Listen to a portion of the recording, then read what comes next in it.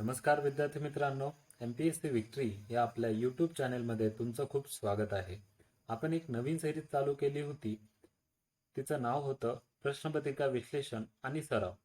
यामध्ये आपण आयोगाने विचारलेल्या विविध परीक्षांमधील प्रश्नपत्रिकांचं विश्लेषण करणार होतो. बरोबर.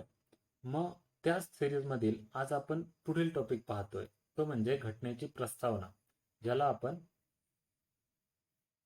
प्रिएम्बल असंही बोलतो. ओके. मग ही ज्या सिरीज आहे ती कोणासाठी उपयुक्त आहे? जे राज्यसेवा, संयुक्त परीक्षा, वनसेवा इत्यादी MPSC कडून घेतल्या जाणाऱ्या परीक्षांची तयारी करतात. तर हा जो टॉपिक आहे तो परीक्षेच्या दृष्टीने खूप महत्वाचा, कारण यावरती आयोग 1 ते 2 प्रश्न दरवेळेस विचारत असतं आणि त्यामुळेच हा चॅप्टर आपल्यासाठी खूप महत्वाचा. ओके. आपण याआधी काही 2 टॉपिक पाहिले होते आणि मी तुम्हाला त्यांचं वैशिष्ट्यही सांगितले होते की हे जर टॉपिक आपले पक्के असतील तर काय की आपला स्कोर करणं खूप इझी आहे. कारण बऱ्याचदा काय होतं की जर इथे तुम्ही मार्क नाही स्कोर केले, ओके, तर तुम्ही रेसमधून आपोआप बाहेर निघून जाता. म्हणून हे टॉपिक आपल्या हातातून गेले नाही पाहिजे, कारण हे टॉपिक खूप इझी आहेत, पण तरी आपण इथे सिली मिस्टेक करून येण्याचे चान्सेस खूप जास्त आहेत. तर आपण सुरुवात करूया. तुम्ही इथे माझ्याबद्दल वाचू शकता. तर आजच्या लेक्चरमध्ये आपण काय शिकणार आहोत की जुन्या प्रश्नपत्रिकेचं विश्लेषण कसं करायचं, इलिमिनेशन सिस्टीमचा वापर कसा करायचा, जेणेकरून परीक्षेत आपले 1 ते 2 प्रश्न हे जादा बरोबर आले पाहिजे, जेणेकरून आपण रेसमध्ये सगळ्यांच्या पुढे असू.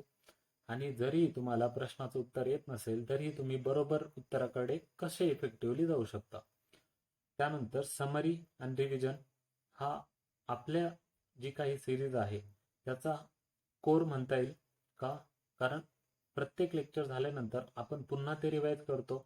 एकदा प्रश्न सोडवतानाच तुमचा तो प्रश्न साधारणतः 5 ते 6 वेळा झालेला असतो, कारण मी तो प्रश्न बऱ्याचदा एक्सप्लेन करण्याचा प्रयत्न करतो, जेणेकरून ही लेक्चर पाहता पाहता तुमचं सर्व गोष्टी इथेच पाठ होऊन जातील. ओके. तर आज आपण लेक्चरला सुरुवात करूया. ASO मुख्य 2019 हा प्रश्न आहे. प्रश्न वाचतो. जेव्हा मी आता पूर्ण या लेक्चरमध्ये जेव्हा मी प्रश्न वाचेल तेव्हा प्रश्न वाचल्यानंतर तुम्ही हा व्हिडिओ पॉज करायचा आणि ह्याचं उत्तर स्वतः द्यायचं आहे आणि त्यानंतर एक्सप्लेनेशन पहा, म्हणजे हा प्रश्न इथले इथे 1 ते 2 वेळा तुम्हाला पाठ होऊन जाईल. बरोबर. आणि आपण जसे जसे प्रश्न पुढे जातो तसं तसं मागच्या प्रश्नांकडेही वळतो, म्हणजे साधारणतः हाच प्रश्न तुम्हाला 5 ते 6 वेळा इथे पाठ होऊन जातो आणि पुन्हा एकदा तुम्ही जर रिव्हिजन मध्ये गेला तर 7व्या वेळा, म्हणजे मी सांगतो ह्या लेक्चरमध्ये साधारणतः एक जरी तुम्ही क्वेश्चन सॉल्व्ह केला तर त्याची 7 वेळा उजळणी कशी करता येईल यावर माझा फोकस असतो, म्हणजे हा तुम्हाला लास्ट पर्यंत लक्षात राहील. ओके. आणि ज्यांनी कोणी मागचे लेक्चर पाहिले नसतील तर त्यांनी नक्की जाऊन पहा की तिथे पण आपण याच पद्धतीने गेलेलो आहोत की क्वेश्चन हा साधारणतः आपण 7 ते 8 वेळा पाहिलेला आहे आणि मी त्याचा प्रत्येक वेळी लिंकिंग हे तुम्हाला वेगवेगळ्या परीक्षेतील एक्झाम बरोबर लावून दिलंय, जेणेकरून तुम्हाला कळेल की प्रश्न हा कोणकोणत्या परीक्षेतून रिपीट झालेला आहे. बरोबर. मग आता प्रश्न वाचूया आणि नंतर त्याचे उत्तर पाहूया. ओके. तर राज्यघटनेच्या प्रस्तावनेबाबत खालीलपैकी कोणते विधान बरोबर नाही? बरोबर नाही विचारलंय, म्हणजे चूक कोणतं आहे. ओके. मग मी सांगितलं होतं की याला सर्कल करायचं, तर आपण सर्कल केलं म्हणजे इथे काय होतं, सिली मिस्टेक अवॉइड होते. बरोबर. तर ऑप्शन पहा. पहिलं, ती पंडित जवाहरलाल नेहरू यांनी तयार केलेल्या व मांडलेल्या उद्दिष्टांच्या ठरावावर आधारित आहे. तर आता पंडित जवाहरलाल नेहरू यांनी उद्दिष्टांचा ठराव कधी मांडला? जर तुम्ही माझं पहिलं लेक्चर केलं असेल तर तुमच्या ही तारीख आतापर्यंत पाठच आहे की 13 डिसेंबर 1946. बरोबर. तेव्हा त्यांनी काय केलं, उद्दिष्टांचा ठराव मांडला आणि तो 22 जानेवारी 1947 ला मान्य करण्यात आला. बरोबर.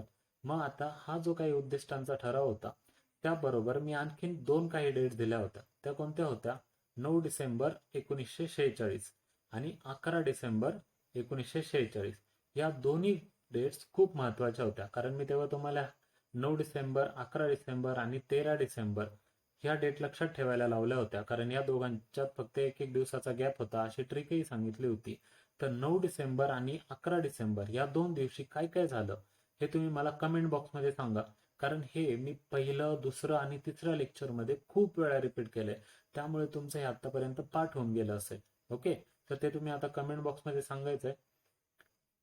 तर पुढे पहा, दुसरा ऑप्शन, 1995 मधील भारतीय जीवन विमा निगम खटल्यात प्रस्तावना हा राज्यघटनेचा एकात्मिक भाग आहे, असे सर्वोच्च न्यायालयाने प्रतिपादन केले होते. बरोबर. आता भारत जीवन विमा निगम म्हणजे काय, LIC, हा जो काही खटला होता, तर या खटल्यामध्ये हे सांगितलं होतं की प्रस्तावना हा राज्यघटनेचा एकात्मिक भाग आहे. बरोबर, म्हणजे हे पण विधान बरोबर आहे. एक लक्षात ठेवा की जेव्हा तुम्हाला प्रिएम्बलच्या बद्दल विचारण किंवा प्रस्तावनाबद्दल विचारण, तेव्हा 3च खटले आहेत याच्या पूर्ण ह्यामध्ये. तर ते आपण लक्षात ठेवायचे की कोणता पहिला, बेरुबारी युनियन खटला. बरोबर. दुसरा, केशवानंद भारती खटला. हा कधीचा होता, 1973चा, खूप महत्वाचा. मागे पण आपण याची रिव्हिजन केलेली आहे, तर ते तुम्ही लक्षात ठेवा. आणि तिसरा, LIC खटला. ओके, या 3 खटल्या व्यतिरिक्त इतर कुठलेही खटले इथे झालेले नाहीयेत, त्यामुळं हे लक्षात ठेवा आणि हे विधान बरोबर आहे. तर आता पुढचं पहा, 1975च्या 42व्या घटनादुरुस्ती कायद्याने प्रस्तावनेत समाजवादी, धर्मनिरपेक्ष आणि एकता या 3 नवीन शब्दाचा समावेश करण्यात आला, असं दिलंय. तर आता एक लक्षात ठेवा की बऱ्याचदा मुलं काय करतात की इंग्लिश व्हर्जन याचं वाचत नाहीत, किंवा मराठीकडेच खूप जास्त कल असल्यामुळे आपण फक्त मराठीत अभ्यास करतो आणि इंग्लिशमध्ये बहुतांश वेळा टाळाटाळ करतो. त्यामुळे काय होतं की आपला प्रश्न चुकण्याचे चान्सेस असतात. कधी तुम्ही ह्याचे, तुम्हाला इंग्लिश वर्ड्स पण माहिती पाहिजे, म्हणजे काय, सोशलिस्ट, सेक्युलर आणि इंटिग्रिटी. ओके, तर इंटिग्रिटीचं मराठी ट्रान्सलेट काय होतं, एकात्मता. ओके, नॉट की एकता. बरोबर, एकता म्हणजे काय असतं, युनिटी. ओके, तर इथे युनिटी नाहीये, इथे काय अपेक्षित आहे, तर एकात्मता. बरोबर, म्हणून हे विधान चुकीचं येतं. आपल्याला इथे काय विचारलं होतं, बरोबर नाही, म्हणून विधान 3 हे बरोबर नाही. तर एक लक्षात ठेवा की आयोगाने विविध परीक्षांमध्ये एकता हा शब्द दिलेला होता, जे जे की तिथे बरोबर कोणता होता, एकात्मता हा देणं अपेक्षित होतं. पण आयोगाने हे बऱ्याचदा दिलेलं आहे, त्यामुळे या टॉपिक वरती तुम्ही लक्ष द्या, कारण इथे तुमचे मार्क जाऊ शकतात. आणि शेवटचा होता की प्रस्तावना हा कायदे मंडळाच्या अधिकाराचा स्रोतही नाही व त्याच्या अधिकारांवर बंधनही घालत नाही. हे पण विधान बरोबर आहे, कारण तो कायद्याचा पण स्रोत नाहीये आणि तो कोणाच्या अधिकारावरतीही बंधन घालत नाही. ओके, तर एक लक्षात ठेवा, त्यामुळे आन्सर याचं काय येईल, ऑप्शन 3, इथे एकात्मता पाहिजे. ओके, तर पुढे पाहूया. PSI मुख्य 2019चा प्रश्न आहे. तर प्रश्न पहा, 1976च्या 42व्या घटना दुरुस्ती अधिनियमाबाबत खालीलपैकी कोणते विधान चुकीचे आहे. पुन्हा आपण सर्कल केलं. बरोबर, म्हणजे तुमचा इथे मार्क आपण कन्फर्म केला, सर्कल करायचं. त्यानंतर आता याचे ऑप्शन पहा की सरनाम्यामध्ये फक्त समाजवादी व धर्मनिरपेक्ष हे 2 नवीन शब्द जोडण्यात आले. आता जर तुम्ही मागचाच प्रश्न पाहिला, मागच्या प्रश्नात यावर आपण डिटेल अभ्यास केला होता की यामध्ये कोणते शब्द जोडण्यात आले होते, सोशालिस्ट, सेक्युलर आणि शेवटचा कोणता होता, एकात्मता. एकात्मता म्हणजे काय असतं, इंटिग्रिटी. ओके, तर हे जे 3 वर्ड्स आहेत ते ऍड केले होते, म्हणून इथं आपल्याला काय विचारलं होतं, चुकीचं. पहा, जर तुम्ही मागचाच प्रश्न सोडवलेला असेल तो ASOचा, तर तुमचं इथं लगेच बरोबर येत आहे, कारण इथे काय 3 शब्द ऍड केलेले आहेत. आणि आता बाकीचे ऑप्शन पहा, मंत्रिमंडळाचा सल्ला राष्ट्रपतीवर बंधनकारक करण्यात आला, हे पण बरोबर आहे. सर्वोच्च न्यायालय आणि उच्च न्यायालयांचे न्यायिक पुनर्विलोकनाचे आणि प्राधिलिके काढण्याचे अधिकार क्षेत्र मर्यादित करण्यात आले, हे पण बरोबर आहे. आणि शेवटचं, लोकसभा आणि राज्य विधानसभा यांचा कार्यकाळ 5 वर्षावरून 6 वर्षापर्यंत वाढवण्यात आला. ओके, तर हे पण विधान बरोबर आहे. म्हणजे जर तुम्हाला नंतर कधी 42व्या घटना दुरुस्तीमधील कोणकोणत्या प्रोव्हिजन्स होत्या हे जर विचारलं तर हे लक्षात ठेवा की 42व्या घटना दुरुस्तीमध्ये ह्या प्रोव्हिजन्स होत्या. म्हणजे ऑप्शन्स वरूनही आपला अभ्यास होऊ शकतो. आणि बऱ्याचदा विद्यार्थी काय म्हणतात की माझा वाचून झालं नाही म्हणून मी प्रश्न सोडवणार नाही. तर माझा हा सल्ला राहील की तुम्ही आधी प्रश्न सोडवा. तुमचं भलेही वाचन फक्त एकदाच का होणार, पण जेव्हा तुमचे प्रश्न चुकतात, जेव्हा ते चुकतात तेव्हाच तुमच्या हे कायमस्वरूपी लक्षात राहतात. जर तुम्ही ते कितीही वेळा वाचलं तरी पण ते तुमच्या लक्षात राहणार नाहीये. त्यामुळे बेटर की तुमच्या जितक्या वेळा चुकतील तितक्या वेळा ते लक्षात राहतील. म्हणून याचं उत्तर काय येईल? उत्तर याचं एक आहे की सरनाम्यामध्ये फक्त समाजवादी, धर्मनिरपेक्ष, त्याबरोबर कोणता होता? एकात्मता. ओके, म्हणजे इंटिग्रिटी हा पण वर्ड ऍड झाला होता. पुढे पाहूया. राज्यसेवा मुख्य 2019 ला हा प्रश्न विचारला होता की भारतीय राज्यघटनेच्या सरनाम्याच्या सुरुवातीला समाविष्ट करण्यात आलेले आम्ही लोक हे शब्द कोणत्या राज्यघटनेतून घेण्यात आले आहे?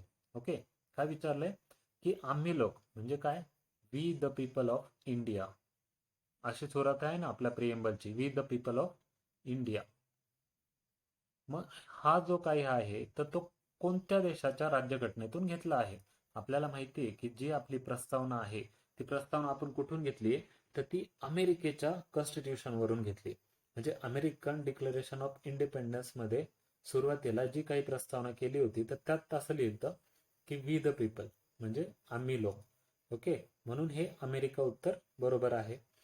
त्याबरोबर जर आपण काही पुढच्या पाहिल्या टर्मिनॉलॉजी, तर ब्रिटन कडून काय घेतलंय हे आपण मागच्या लेक्चरमध्ये पाहिलं होतं, ते तुम्ही मला कमेंट बॉक्समध्ये सांगा. त्याबरोबर कॅनडाकडून आपण काय घेतलंय की राज्यपालांची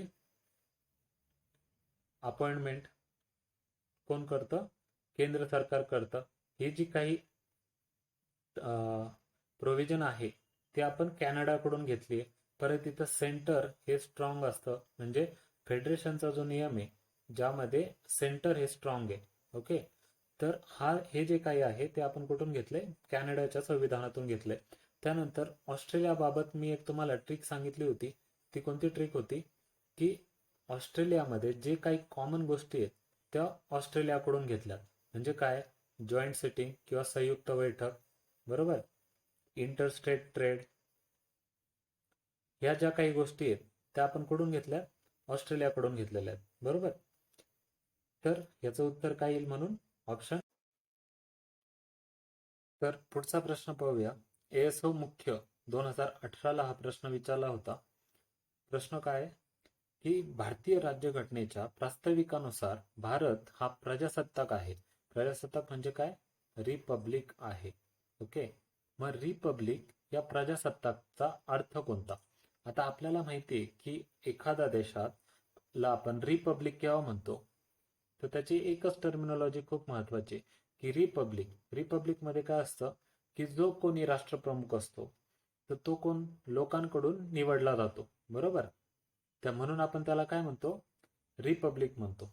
आणि तो वंश परंपरागत नसतो, बरोबर. हे बेसिक टर्मिनॉलॉजी आपल्या सगळ्यांना माहिती आहे. तर आता आपण पुढे ऑप्शन पाहूयात. पहा, पहिला ऑप्शन काय होता? राज्यकर्ता हा वंश परंपरागत नसतो. आपण आत्ताच पाहिलं की तो वंश परंपरागत नसतो.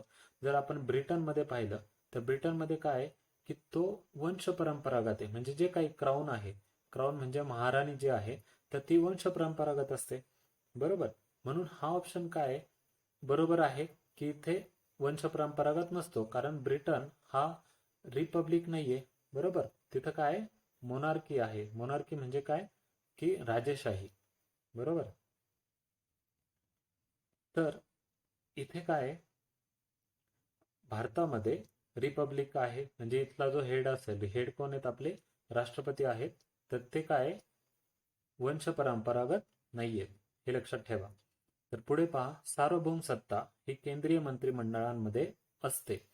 एक लक्षात ठेवा की मागेच आपण जे लेक्चर पाहिलं होतं त्या लेक्चरमध्ये मी 2 ते 3 क्वेश्चन मध्ये सांगितलं होतं की पार्लिमेंट ही सॉव्हरीन नाहीये किंवा केंद्रीय मंत्रिमंडळ म्हणजे काउन्सिल ऑफ मिनिस्टर हे पण काय? सार्वभौम नाहीयेत. कारण ब्रिटन मध्ये जर आपण पाहिलं तर तिथं पार्लमेंटला खूप अधिकार आहेत, म्हणून ती सॉव्हरीन आहे, म्हणजेच ती सार्वभौम आहे, बरोबर. पण भारतामध्ये तसं नाहीये. त्यावरती काय होतं की न्यायालयाचं जे आपलं न्यायालय आहे ते त्यावरती वचक ठेवू शकतो. म्हणजे त्यांनी जर काही लॉ पास केले आणि ते जाचक असतील तर त्यांना ते स्क्रॅप करता येतात. बरोबर. म्हणून हा ऑप्शन काय होतो, चुकीचा होतो. जर आपण खाली जे पर्याय पाहिले तर त्यात ब हा सेकंड आणि थर्ड मध्ये आहे, ते दोन ऑप्शन इलिमिनेट होते. म्हणजे तरी तुमच्याकडे 50-50 चान्स आहेत की तुम्ही ए किंवा डी आन्सर मार्क करू शकता. पुढचा ऑप्शन वाचूया की शासन प्रमुख हा जनतेकडून विशिष्ट काळासाठी निवडला जातो. बरोबर. तर आता एक पहा की रिपब्लिकमध्ये शासन प्रमुख कोण आहे हे महत्वाचं नसतं. त्यांना कोण महत्वाचा असतो की त्याचा राष्ट्रप्रमुख. आता शासन प्रमुख आपल्या इथे जर पाहिलं तर ते पंतप्रधान आहेत. ओके. पण आपला रिपब्लिक असण्याचं कारण काय? कारण आपले जे राष्ट्रप्रमुख आहेत ते कोणते आहेत? राष्ट्रपती. कारण जे आपले भारतातील जे काही व्यवहार आहेत ते सगळे राष्ट्रपतींच्याच नावाने चालतात. जरी ते डी जोर असले तरी. डी जोर म्हणजे काय? नॉमिनल. हे मी मागच्या लेक्चरमध्ये खूप चांगलं एक्सप्लेन केलंय. तुम्ही जाऊन ते नक्की पहा. कारण इथे यावरती प्रश्न बऱ्याचदा विचारतो. कारण डी फॅक्टो म्हणजे काय असतं? इन फॅक्ट मध्ये कोण आहे? तर प्राईम मिनिस्टर आहे. म्हणजे आपल्याला बऱ्याचदा विचारतात की डी जोर हेड कोण आहेत किंवा डी फॅक्टो कोण आहे. त्यांना डी फॅक्टो असं कोणाला म्हणतात रिलेटेड. तर डी फॅक्टो हे प्राईम मिनिस्टरला म्हणतात. हे इथेच आता लक्षात ठेवून घ्या. तर पुढे पहा, राष्ट्रप्रमुख हा जनतेकडून विशिष्ट काळासाठी निवडला जातो. म्हणजे हे दोन्ही विधान बरोबर आहे. म्हणून जर आपण उत्तर पाहिलं तर काय येईल? अ आणि ड बरोबर. ओके. तुम्हाला आता हा कन्सेप्ट क्लिअर झाला असेल. तर पुढे पाहूया. एक्साईज मुख्य 2018चा हा प्रश्न आहे की खालील विधाने विचारात घ्या. सरनामा हा राज्यघटनेच्या मूलभूत वैशिष्ट्यांची संपूर्ण सूची प्रदान करतो. सरनामात घटनाकारांच्या वास्तविक उद्दिष्टांचा आणि तत्वज्ञानाचा समावेश आहे. सरनाम्यातील न्याय ही संकल्पना न्यायालयाने दिलेल्या संकुचित वैधानिक न्यायाइतकीच मर्यादित नाही. तर वरीलपैकी कोणती विधाने चुकीची आहे? सर्कल करा. हे आपलं खूप महत्वाचं की सर्कल केलंच पाहिजे. बरोबर. मग आपल्याला इथे चुकीची विचारली. तर आता आपण एक एक ऑप्शन पाहूया की पहिला ऑप्शन काय होता? सरनामा हा राज्यघटनेच्या मूलभूत वैशिष्ट्यांची संपूर्ण सूची प्रदान करतो. तर हा चुकीचा आहे. मूलभूत जे काही वैशिष्ट्य आहेत तर ते संपूर्ण सूची सरनाम्यामध्ये नाहीये. हा फक्त काय करतो की वर आपल्याला एक इंट्रोडक्शन देतो.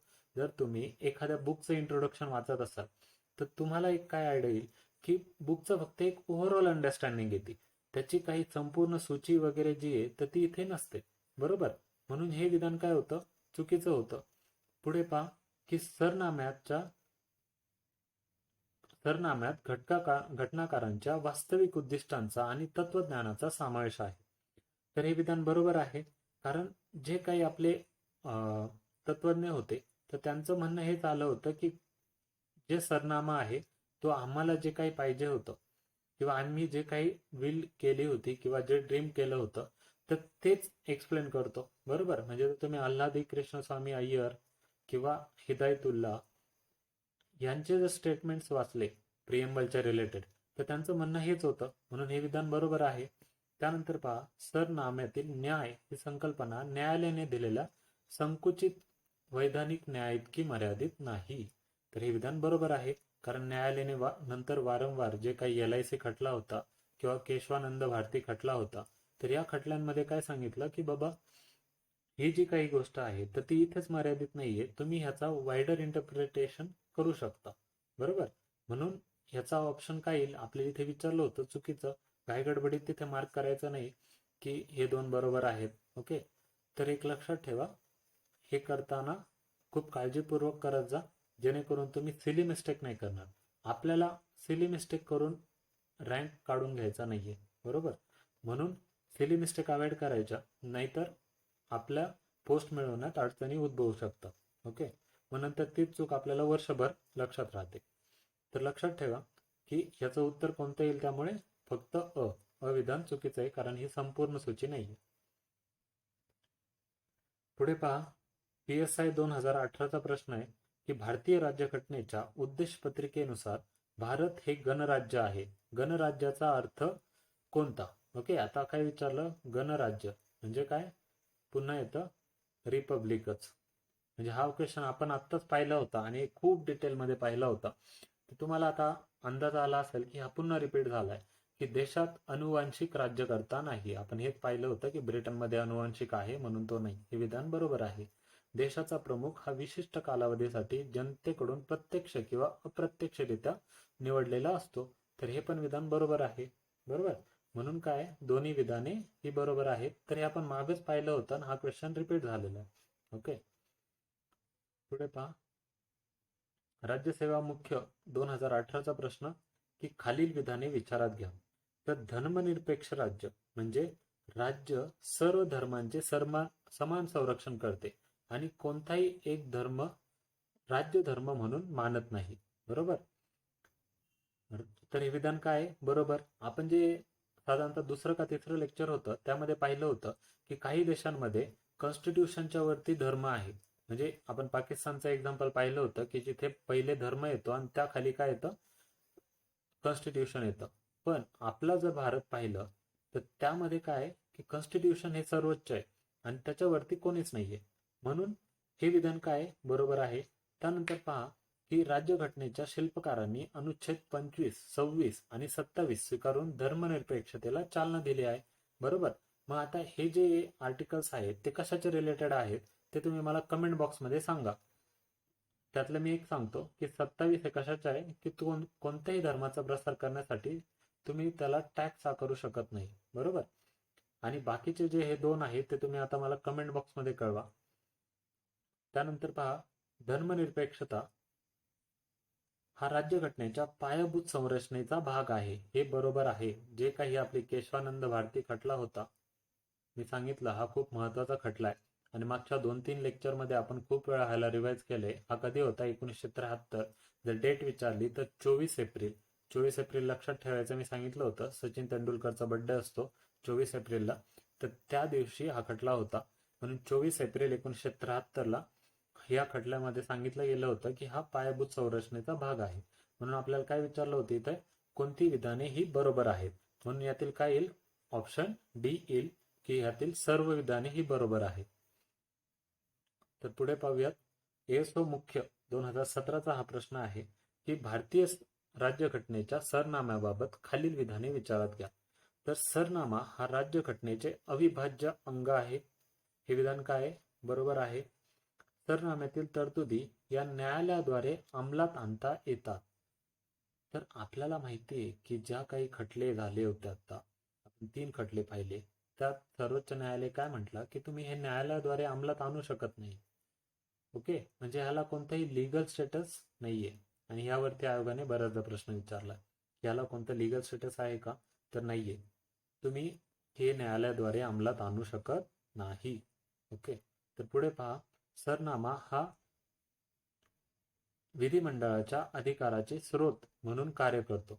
तर सरनामा हा कोणत्याच अधिकाराचे स्रोत म्हणून काम करू शकत नाही. ओके, हे लक्षात ठेवा. त्यामुळे काय विचारलं होतं आपल्याला बरोबर विधान, तर बरोबर विधान कोणतं होतं? विधान 1 बरोबर आहे.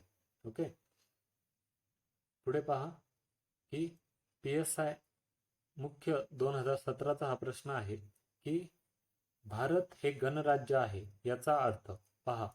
पुन्हा काय इथे हा क्वेश्चन आतापर्यंत 3ऱ्या वेळा तिथे रिपीट होतोय. गणराज्य गणराज्य म्हणजे काय? रिपब्लिक हा महत्वाचा टॉपिक आहे. हा इथेच आता पाठ करायचा. आणि तुम्ही पाहिलं असेल आत्ताच्या आत्ता आपण साधारणतः 5 वेळा ही गोष्ट रिपीट केली आहे. बरोबर. म्हणजे तुमचं इथेच पाठ होऊन जाईल. म्हणून माझा मेन फोकस त्याच गोष्टीवर असणार आहे की ज्या गोष्टी वरती आयोग खूप वेळा प्रश्न विचारतो आणि तो तुमचा कन्सेप्ट इथेच क्लिअर झाला पाहिजे. ओके, लेक्चर पाहिल्यानंतर तुम्हाला पुन्हा हे वाचण्याची पण गरज पडू नये एवढा माझा प्रयत्न आहे. तर पहा, यातील ऑप्शन काय होते? येथे लोकशाही आहे. तर हे विधान काय होईल? हे चुकीचं आहे की तुम्ही लोकशाही, बरोबर, काय आहे की इथे जर तुम्ही लोकशाही बोलत असाल, ओके, तर लोकशाही काय होतं की ब्रिटन या देशात पण काय आहे? लोकशाही आहे. तुम्हाला जेव्हा केव्हा इथे जर कन्फ्युजन होत असेल तर काय करायचं की एखाद्या देशाचं एक्झाम्पल घ्यायचं. त्याच्याबरोबर जेव्हा तुम्ही रिलेट करता तर तुम्हाला गोष्टी कळून जातात की असं नाहीये. तर ब्रिटनमध्ये लोकशाही आहे पण तिथे काय आहे? राजेशाही आहे. बरोबर. म्हणून हे काय, हे विधान चुकीचं आहे. बरोबर. त्यानंतर पुढे पहा, राष्ट्रप्रमुख लोकांनी अप्रत्यक्षरित्या निवडून दिलेला असतो. हे विधान बरोबर आहे, कारण आपण पाहिलं होतं एकतर प्रत्यक्षही असू शकतो किंवा अप्रत्यक्षही असू शकतो. बरोबर. म्हणून इथे काय, हे विधान बरोबर आहे. येथे संसदीय पद्धती आहे. आता ब्रिटनमध्ये पण आपण पाहिले की संसदीय पद्धती आहे, म्हणजे लगेच ते रिपब्लिक होतं का? नाही होत, तिथे मोनार्की आहे. बरोबर. म्हणून हे विधान काय, चुकीचं आहे. आणि शेवटचा पहा, पंतप्रधान व त्यांचे मंत्रिमंडळ लोकांनी निवडून दिलेले असतात. तर हे काय, प्रत्येक देश, म्हणजे जर तुम्ही ब्रिटन पाहिलं, इव्हन तुम्ही अमेरिका जरी पाहिलं, तरी इथे काय आहे की लोकांनीच निवडून दिलेले असतात. म्हणजे त्या लगेच ते गणराज्य होतं असा त्याचा काही अर्थ नाहीये. बरोबर. म्हणून हे विधान पण चुकीचं आहे. म्हणून ऑप्शन काय, 3 ब फक्त बरोबर आहे. पुढे पहा, एक्साइज PSI 2017चा प्रश्न आहे की आर्थिक न्यायाचे तत्व हे भारतीय राज्यघटनेच्या खालीलपैकी कोणत्या दोन्ही भागात समाविष्ट केलेले आहे? तर हे पहा की आर्थिक न्याय, ओके, इकॉनॉमिक जस्टिस, तर हे जे काही तत्व आहे तर ते कुठे समाविष्ट केलेलं आहे? तर हे राज्यघटनेची जी काही उद्देशिका आणि मार्गदर्शक तत्वे, ओके, म्हणजे जे आपलं DPSP आहे, directive principle of state policy, आणि आपली प्रिएम्बल आहे, ह्या दोन्हींमध्ये हे समाविष्ट करण्यात आले. जर प्रिएम्बल मध्ये पाहिलं तर 39 मध्ये पाहिलं तर 39A आर्टिकल आहे, ज्यामध्ये फ्री लिगल एड असं आर्टिकल ते दिलंय, म्हणजे तुम्ही इथे फ्रीमध्ये न्यायिक सुविधा वगैरे देऊ शकता. म्हणून ह्या ज्या गोष्टी आहेत त्या कुठे, राज्यघटनेची उद्देशिका आणि राज्याची धोरणाची मार्गदर्शक तत्वे. बरोबर. एक लक्षात ठेवा की जे काही प्रिएम्बल आहे ते तुम्हाला पूर्णपणे पाठच असणं गरजेचं आहे, कारण त्यावरती आयोग विचारू शकतं की कोणता प्रश्न किंवा कोणता वर्ड आधी आहे, कोणता नंतर आहे, आणि असे प्रश्न आयोगाने विचारलेले आहेत. म्हणजे जे आहे, we the people of India being solemnly resolved to the constitution of India into sovereign socialist secular democratic republic. Okay. म्हणजे हे जर जसा घटनाक्रम आहे तो तुमच्या लक्षात आला पाहिजे.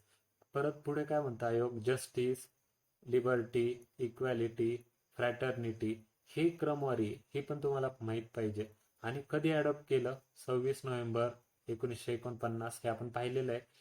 ह्या गोष्टी पण तुमच्या पाठ पाहिजे. म्हणून हे काय करा, पाठ करून ठेवा. आयोग यावरती कसा पण प्रश्न विचारू शकते. मग 11वा प्रश्न आपण पाहूया. खालील विधाने विचारात घ्या. सरनामा हा कायदेमंडळाच्या अधिकाराचा स्रोतही नाही अथवा कायदेमंडळाच्या अधिकारावर बंधनही घालत नाही. तर आपण हे पाहिलं होतं मागच्याच क्वेश्चन मध्ये, काय की सरनामा हा कोणावरही अधिकाराचा स्रोत नाहीये आणि तो कायदेने कोणावरही बंधन घालत नाही. म्हणून हे विधान काय आहे, बरोबर आहे. इथे रिपीट झालंय मागच्या क्वेश्चन मधूनच. त्यानंतर पहा, सर्वोच्च न्यायालयाने बेरोबारी खटल्यात 1960, लक्षात ठेवायची तारीख, 1960चा खटला होता, सरनामा हा राज्यघटनेचा भाग आहे असे मत मांडले. ओके. तर हे विधान चुकीचं आहे, कारण बेरुबारी जी खटला होता त्यात काय सांगितलं होतं सर्वोच्च न्यायालयाने की जो काही सरनामा आहे तो राज्यघटनेचा पार्ट नाहीये. बरोबर. राज्यघटनेचा तो पार्ट नाहीये असं सांगितलं होतं. पण पुन्हा 1973चा जो खटला होता केशवानंद भारती, तर त्यामध्ये सांगितलं की तो राज्यघटनेचा भाग आहे. आणि पुन्हा LIC जो खटला होता 1995चा, तर त्यामध्ये सांगितलं की हा जो आहे तो राज्यघटनेचा भाग आहे. ओके. म्हणून काय की ही गोष्ट लक्षातच राहिली पाहिजे. तर आता क विधान पहा. क मध्ये काय दिलं होतं त्यांनी, केशवानंद भारती खटल्यामध्ये सरनामा हा राज्यघटनेचा भाग नाही असं म्हटलं होतं. तर हे विधान चुकीचं आहे. ओके. त्यानंतर भारतीय जीवन विमा निगम खटल्यात 1995 मध्ये सुद्धा सर्वोच्च न्यायालयाने सरनामा हा घटनेचा एकात्मिक भाग नाही असे पुनश्च प्रतिपादन केले. तर हे पण विधान चुकीचं आहे, कारण आपण आत्ताच पाहिलं होतं. म्हणून बरोबर उत्तर काय येईल, फक्त अ विधान बरोबर आहे. कारण इथे आपल्याला बरोबर आहे विचारलं, तर इथे एक आन्सर चुकलाय. इथे ऑप्शन 1 पाहिजे. ओके. तेवढं एक करेक्ट करून घ्या. पुढे पहा, 12वा प्रश्न आहे ASO मुख्य 2016चा. तर भारतीय राज्यघटनेचा सरनाम्यामध्ये खालील कशाचा प्रथम उल्लेख करण्यात आलाय? मी तुम्हाला आत्ताच मागे सांगितलं होतं की प्रिएम्बल मध्ये बऱ्याच वेळा काय होतं की आयोग असाच प्रश्न विचारतात की कोणत्या गोष्टीचा सर्वात पहिले काय केलंय, उच्चार करण्यात आलेला आहे. तर आपण पाहिलं होतं की we the people of India being solemnly resolved to the constitution of India into sovereign, socialist, secular, democratic आणि रिपब्लिक हे होतं. आणि पुढे काय पाहिलं होतं की just to secure among them all, काय म्हणजे काय कशासाठी आहे की जस्टिस भेटला पाहिजे. ओके, जस्टिस म्हणजे काय असतं, न्याय, हा पहिला वर्ड होता बरोबर. त्यानंतर होता लिबर्टी, त्यानंतर काय होता इक्वॅलिटी बरोबर, आणि शेवटचा होता फ्रॅटर्निटी म्हणजे त्याला आपण बंधुता म्हणतो बरोबर. म्हणून जस्टिस, न्याय हा काय येतो, बरोबर उत्तर येतं. तर एक लक्षात ठेवा की तुम्हाला जो आहे प्रिएम्बल तो बाय हार्ट करायचा आहे, डायरेक्ट पाठ करून टाकायचा आहे बरोबर. तर आता शेवटचा समरी आणि रिव्हिजन हा खूप महत्वाचा घटक आहे. त्यामुळे नीट लक्ष द्या की प्रिएम्बल आपण काय म्हणतो की हे एक इंट्रोडक्शन आहे. कोणत्या देशाकडून घेतलं आपण, USA कडून घेतलं होतं बरोबर. मग हा काय कोणाच्या अधिकाराचा स्रोतही नाही बरोबर, किंवा न्यायालय याचा वापर करून बंधनही घालू शकत नाही बरोबर. मग याचा पुढे आपण पाहिलं होता की रिपब्लिक वर्ड.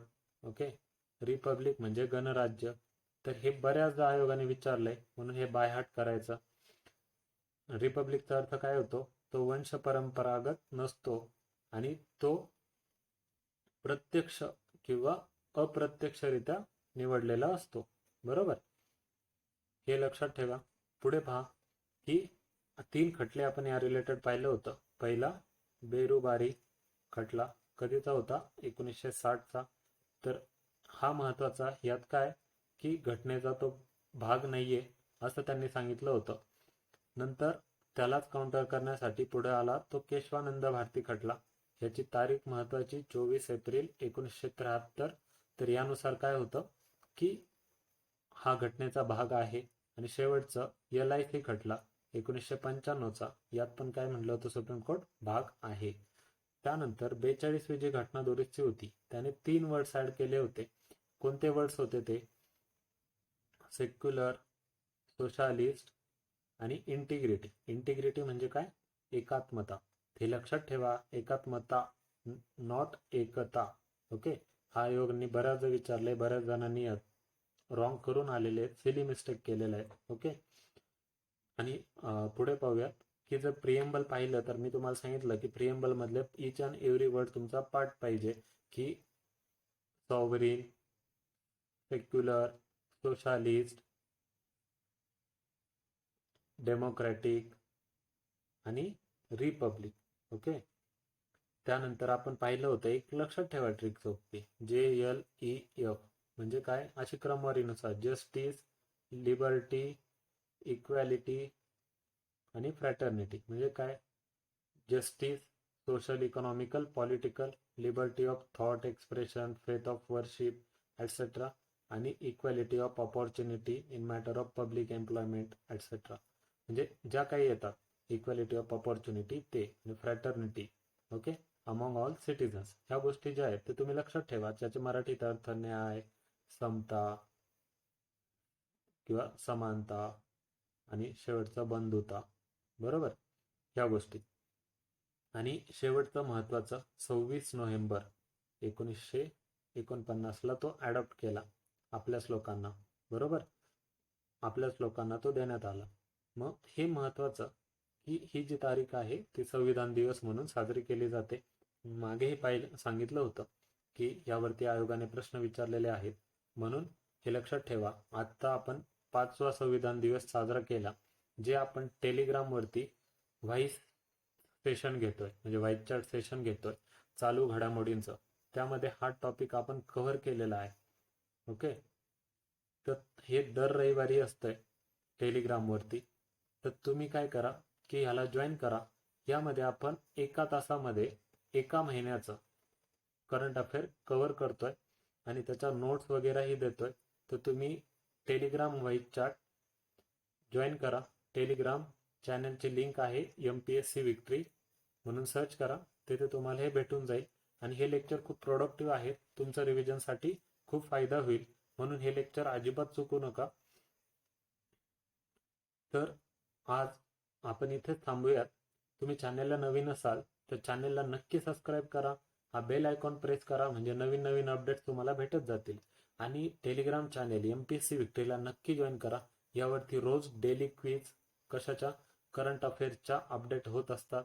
जे काही इम्पॉर्टंट न्यूज आहेत, परत जे इम्पॉर्टंट टॉपिक्स आहेत, आणि हे जे काही लेक्चर आपण यूट्यूबवर घेतोय तर त्याच्या पूर्ण PDF तुम्हाला या MPSC विक्ट्री या टेलिग्राम चॅनेलवर भेटतात. त्याचबरोबर इथे टेलिग्राम व्हाईस चॅटचे सेशन्स आयोजित केले जातात, ज्याचा तुम्हाला खूप जास्त प्रमाणात फायदा होईल.